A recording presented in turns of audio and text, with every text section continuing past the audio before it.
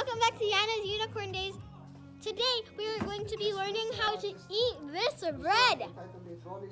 That's not how you eat it. Yes, double dip. Always double dip. After you eat that, you get some wine. What are you doing, Iana? Give me the wine. You I want some. I want one. Just wait. Keep your bread in your mouth. Keep your bread in your mouth because you have to sip the wine. Keep the wine. A little drop inside your mouth. Okay. That's my phone. 2 and 1.